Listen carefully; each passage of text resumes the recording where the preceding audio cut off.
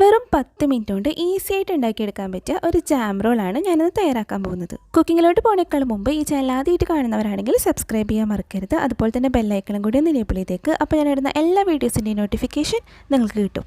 മിക്സിയിലാണ് കേട്ടോ നമ്മൾ ഈ ബാറ്റർ ഒന്ന് തയ്യാറാക്കുന്നത്. ആദ്യം തന്നെ മിക്സിയുടെ ജാറിലേക്ക് നമുക്ക് 2 മുട്ട പൊട്ടിച്ച് വെച്ച് കൊടുക്കാം.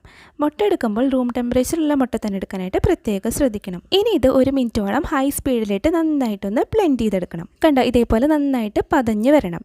ഇനി ഇതിലേക്ക് നമുക്ക് 1/2 കപ്പ് പൗഡേർഡ് ഷുഗർ ചേർത്ത് കൊടുക്കാം.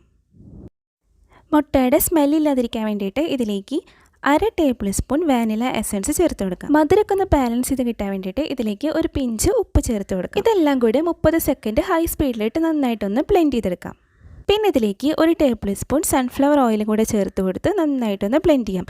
ഇപ്പോൾ നമ്മൾ ലോ സ്പീഡിലിട്ടിട്ട് വേണം ബ്ലെൻഡ് ചെയ്തെടുക്കാൻ വേണ്ടിയിട്ട്. അതിനുശേഷം ഇത് നമുക്കൊരു ബൗളിലേക്ക് മാറ്റാം. ഇനി ഇതിൻ്റെ മുകളിലായിട്ട് ഒരു അരിപ്പ് വെച്ചതിന് ശേഷം അതിലേക്ക് 1/4 കപ്പ് മൈദ, 1/2 teaspoon baking powder, 1/4 teaspoon baking soda കൂടി ചേർത്ത് കൊടുത്ത് നന്നായിട്ടൊന്ന് അരിച്ചെടുക്കാം. സാധാരണ കേക്ക് ഉണ്ടാക്കുമ്പോൾ ചെയ്യുന്നത് പോലെ നമ്മളിവിടെ 3 തവണ അരിച്ചെടുക്കുന്നില്ല. ഇവിടെ ഒറ്റ തവണ അരിച്ച് നമ്മൾ ഇതിലേക്ക് ചേർത്ത് കൊടുക്കുകയാണ്. ഇനി ഇതെല്ലാം കൂടെ നമുക്ക് നന്നായിട്ടൊന്ന് മിക്സ് ചെയ്തെടുക്കാം. തീരെ കട്ടകളൊന്നും ഇല്ലാത്ത രീതിയിൽ നന്നായിട്ട് തന്നെ മിക്സ് ചെയ്ത് കൊടുക്കാം.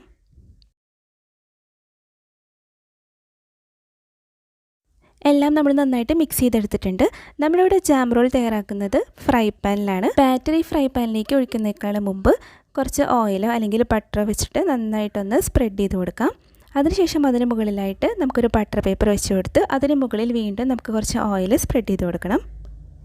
ഇനി ഇതിലേക്ക് നമ്മുടെ ബാറ്റർ നമുക്ക് ഒഴിച്ചു കൊടുക്കാം.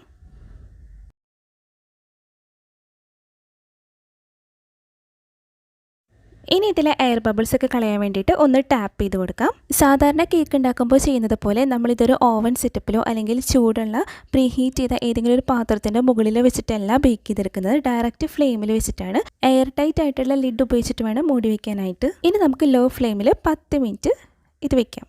കറക്റ്റ് 10 മിനിറ്റ് ആയപ്പോൾ ഞാനിവിടെ ഓപ്പൺ ചെയ്തിട്ടുണ്ട്.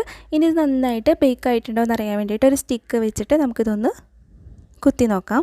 കണ്ടോ, കറക്റ്റ് 10 മിനിറ്റ് കൊണ്ട് തന്നെ നന്നായിട്ട് ബേക്കായി കിട്ടിയിട്ടുണ്ട്. കണ്ടോ, ഇങ്ങനെ ചെയ്യുമ്പോൾ തന്നെ നിങ്ങൾക്ക് മനസ്സിലാവും നമ്മുടെ കേക്ക് എത്രത്തോളം സോഫ്റ്റ് ആണെന്ന്.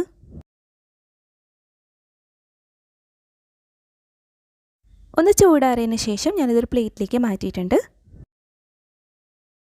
ഇനി ഇതിന് മുകളിലായി ഇഷ്ടപ്പെട്ട ഏതെങ്കിലും ഒരു ജാം സ്പ്രെഡ് ചെയ്ത് കൊടുക്കാം.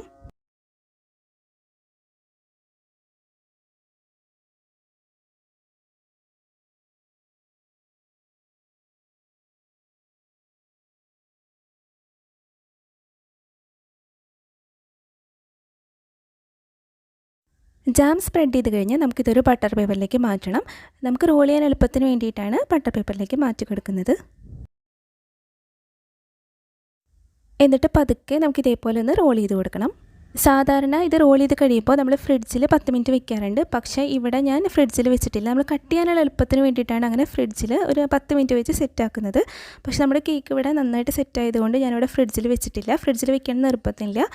ഇനി നമുക്കിത് ചെറിയ ചെറിയ പീസുകളായിട്ട് കട്ട് ചെയ്തെടുക്കാം. ഇതിൻ്റെ 2 സൈഡ് നമുക്ക് കട്ട് ചെയ്ത് മാറ്റാം. കാരണം നമ്മൾ ഉപയോഗിച്ച ഫ്രൈ പാൻ റൗണ്ട് ഷേപ്പ് ആയതുകൊണ്ട് അതിൻ്റെ സൈഡ് പോർഷന് ഷേപ്പില്ലാത്ത ജാം റോളായിരിക്കും നമുക്ക് കിട്ടുക. കട്ട് ചെയ്തെടുത്തതിന് ശേഷം സൈഡിലും ഇതേപോലെ ജാം തേച്ച് കൊടുത്ത് നമുക്കിത് പഞ്ചസാരയിലൊന്ന് കോട്ട് ചെയ്തെടുക്കാം. കറക്റ്റായിട്ട് ഇവിടെ പറഞ്ഞിട്ടുള്ള മെഷർമെൻറ്റ് ഫോളോ ചെയ്യുകയാണെങ്കിൽ ഫ്ലോപ്പ് ആവില്ല. ആർക്ക് വേണമെങ്കിലും ഈസി ആയിട്ട് ഇത് തയ്യാറാക്കിയെടുക്കാം. അതുപോലെ തന്നെ ഫ്രൈ പാൻ്റെ സൈസും അതുപോലെ ഫ്ലെയിമൊക്കെ അനുസരിച്ച് നമ്മൾ ബേക്ക് ചെയ്യാൻ എടുക്കുന്ന ടൈം 1-2 മിനിറ്റ് വ്യത്യാസം വന്നേക്കാം. അതും ശ്രദ്ധിക്കണം. അടിഭാഗം കരിഞ്ഞു പോകാതിരിക്കാൻ പ്രത്യേകം ശ്രദ്ധിക്കണം. ഞാനിവിടെ ഓവനോ ബീറ്ററോ ഒന്നും തന്നെ ഉപയോഗിച്ചിട്ടില്ല.